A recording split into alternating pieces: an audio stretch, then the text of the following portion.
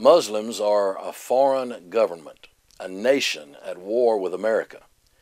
Muslims are a nation, a foreign government with their own legal constitution, the Quran, and Muslim legal system for governing all Muslims as citizens of their nation, called Sharia law.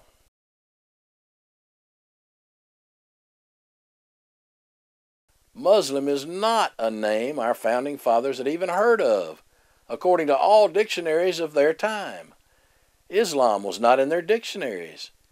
Jefferson described Mohammedanism in his Virginia resolution as a false religion, as did Daniel Webster's 1826 dictionary, which defined the word God as God Jehovah by name exclusively.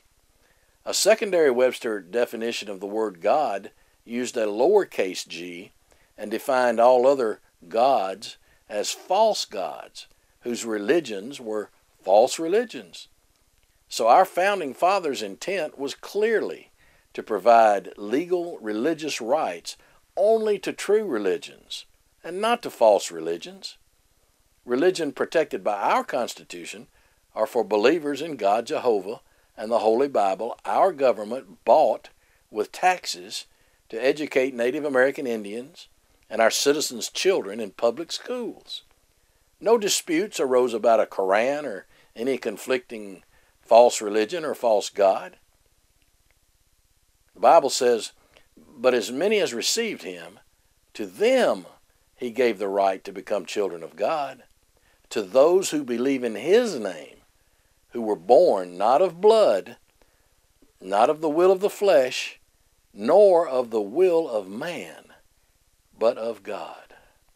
In John chapter 1, verses 12 and 13.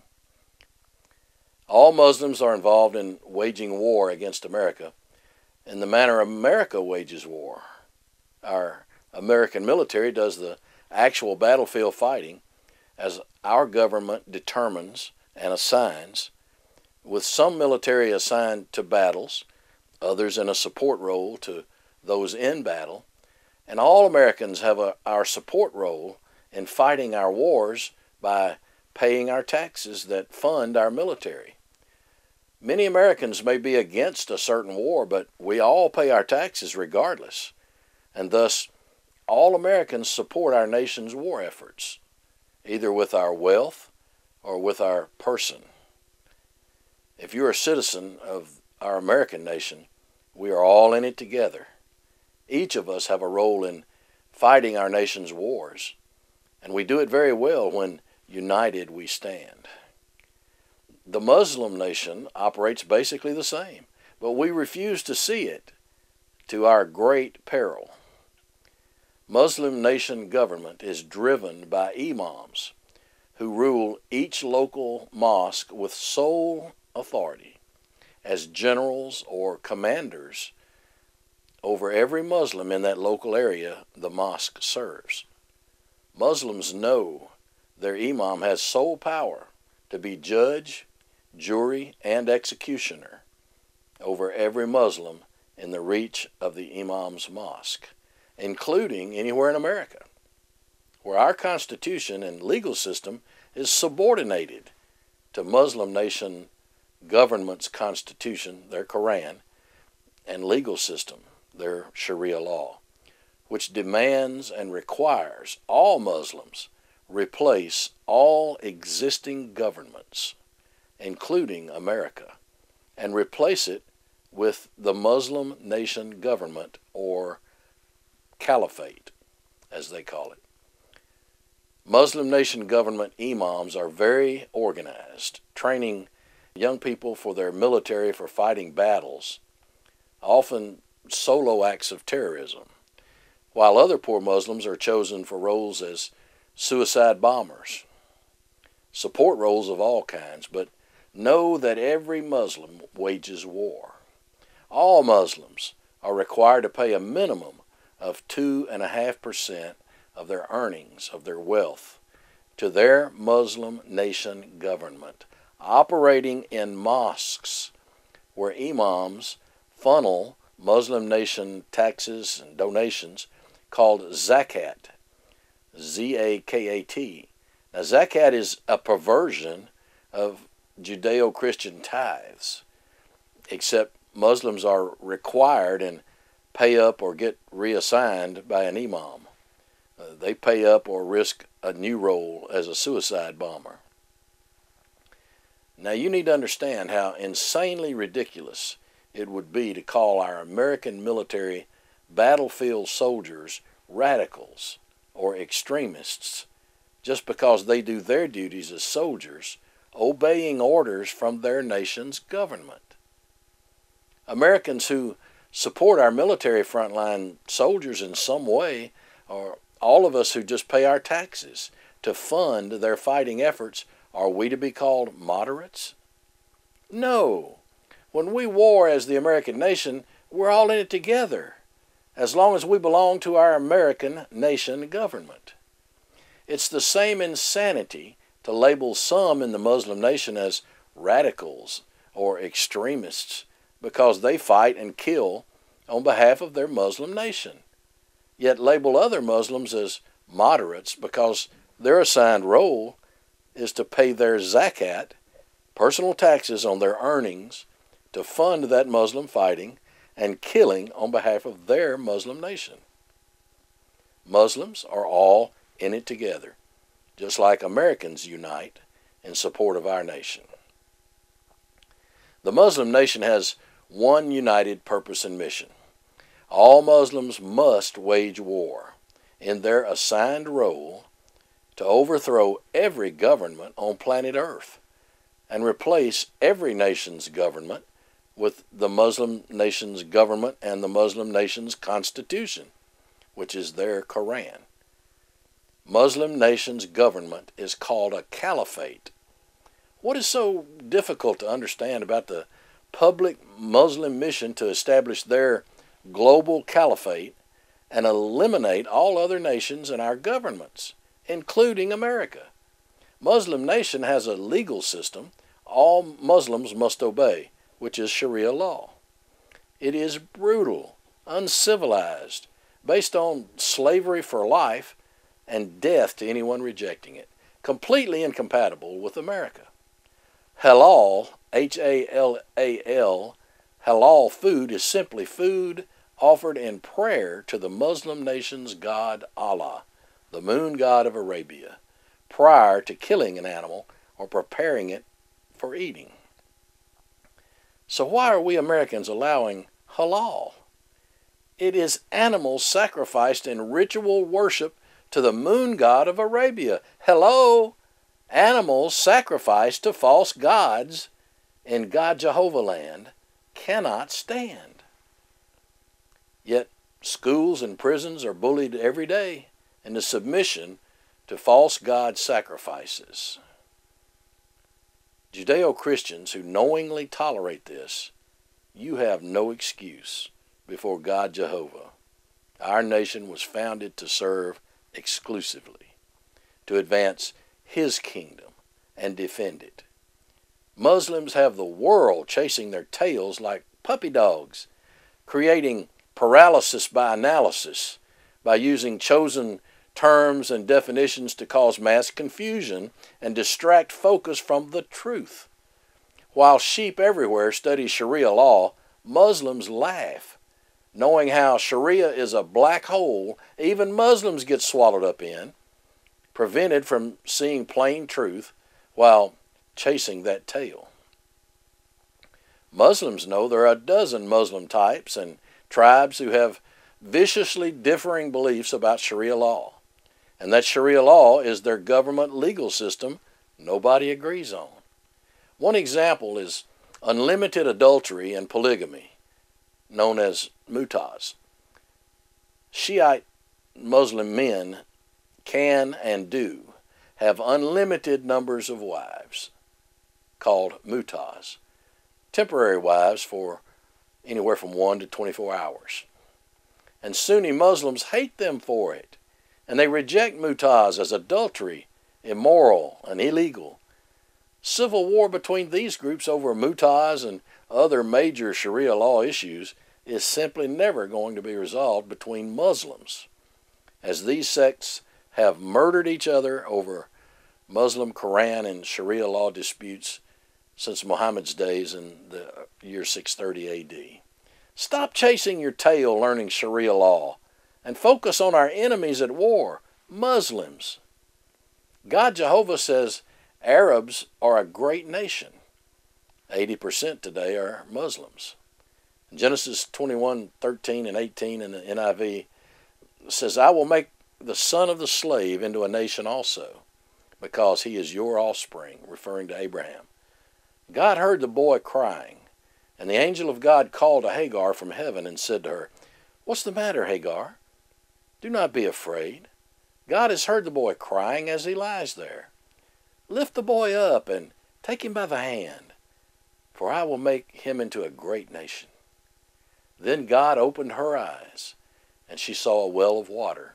So she went and filled the skin with water and gave the boy a drink.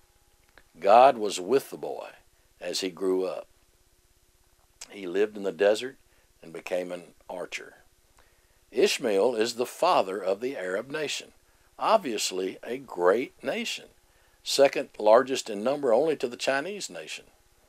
Living in constant hostility is the destiny of the Arab nation, as Genesis chapter 16 tells us, starting in verse 7.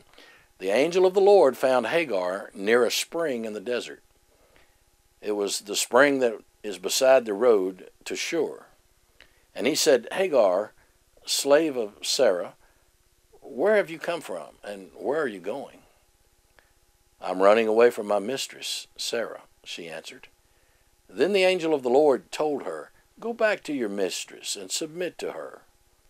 The angel added, I will increase your descendants so much that they will be too numerous to count. The angel of the Lord also said to her, You are now pregnant, and you will give birth to a son. You shall name him Ishmael, for the Lord has heard of your misery. He will be a wild donkey of a man. His hand will be against everyone, and everyone's hand against him, and he will live in hostility toward all his brothers. She gave this name to the Lord who spoke to her. She said, You are God who sees me. For she said, I have now seen the one who sees me. That's why the well was called Bir Lahai Roi. It is still there between Kadesh and Bered. So Hagar bore Abraham a son, and Abram gave the name Ishmael to the son that she had born. Abram was 86 years old when Hagar bore him Ishmael. Now, Al-Masudi says the word Arabs was initially applied to the Ishmaelites of the Araba Valley. Arab identity is defined independently of religious identity and predates the rise of Islam, with historically proven Arab Christian kingdoms and Arab Jewish tribes, among countless others, documented in the Holy Bible. The prophet Nehemiah records it clearly in chapter 2. But when Sanballat the Horonite and Tobiah the Ammonite official and Gesheb the Arab heard it, they mocked us and despised us and said, What is this thing you're doing? Are you rebelling against the king? So I answered them and said to them, The God of heaven will give us success. Therefore we, his servants, will arise and build. But you have no portion, right, or memorial in Jerusalem. Muhammad invented Muslim Islam nation government in 600 AD by brutal mass murder of Arab Christians and Jews, who were beheaded en masse. The Muslim Islam terrorist forced slavery system they label a religion as a cover for their public documented global war. Given a choice of being a Muslim or murdered, Arabs chose life as slaves to live. Men, women, boys, or girls who reject the Muslim nation government are to be killed. No due process or trial. Women are slaves to their husbands, who can legally beat or kill any family member. conversion and submission as a live or die choice, a great incentive program, which was an easy sell to poor Arabs struggling to survive. Poor Arabs being told as Muslims that they were the best of all men on earth by the Quran misled countless millions of God-seeking Arabs away from God Jehovah to worship a false god and a self-proclaimed prophet who had sex with 9-year-old girls, beheaded 700 innocent Jews who would not submit to his Muslim nation government, and worse. Today, after centuries of forced submission, most Arabs are Muslim, with a minority adhering to other faiths, largely Christianity. Arabs are generally Sunni, Shia, or Zaidi Muslims, but currently 10% of Arabs are Arab Christians. This figure does not include Christian ethnic groups such as Assyrians or Syriacs, and those designated as Arameans or Phoenicians. The Arab cultures went through a mixing, melting pot process, and Arab countries share a common culture in most aspects. Particularly non-Arab people, are about 80% of the world's Muslim population, do not form part of the Arab world, but instead comprise what is the geographically larger and more diverse Muslim nation. With the spread of Muslim Islam in the 7th century, and as the language of the Quran, Arabic language, and culture was widely disseminated with the early Muslim Islam conquests and forced cultural domination, Arab culture and language, however, began a more limited diffusion before the Islamic Age, first spreading in West Asia, beginning in the 2nd century as Arab Christians began migrating north from Arabia into the Syrian desert, southwestern Iraq, and the Levant. God Jehovah's desire and intent was and is for Jews, Arabs, and Christians to worship God Jehovah of the Holy Bible only. Arab nation fell into deception to Muhammad the Muslim, much like Christians fell into deception by evil Catholics until Martin Luther exposed the disgusting evil that started the Protestant Reformation, the root word there being protest. Muslims, Jews, and Christians have one tragic, evil, historical character flaw in common. All three have been deceived by man, false prophets, evil religious leaders, to reject God Jehovah of the Holy Bible, and all three have suffered his wrath and consequences. No man, no prophet has authority between God Jehovah and his chosen child that he loves. Any man, led by any man, instead of God Jehovah, is a mindless sheep, not a child of God Jehovah, who pursues a personal love relationship with every child, including me and you. This applies to Muslim Muhammad, Christian pastors or elders, Catholic popes, priests, bishops, or Jewish rabbis. All any man should do is lead people to know and experience God Jehovah in a personal, mutual love relationship. God's Holy Bible says Jews are God's chosen people, and Israel his chosen nation, with defined borders, with Jerusalem as its capital and holy city. Arabs are a nation God chose to be a nation, but nomadic, with no defined land borders. Muslims have conquered and misled that great Arab nation, longing and needing God Jehovah, to worship a false god with whom no personal relationship is possible. America is God's chosen nation, whose territories expanded under obedience to God, whose purpose has always been to honor Jesus Christ and advance his kingdom. The Muslim nation is a government at war, whose documented, publicly stated mission is to eliminate America, and all Muslims are united in that war. Religion is irrelevant, and certainly not a constitutional right to any citizen of any nation waging war on America.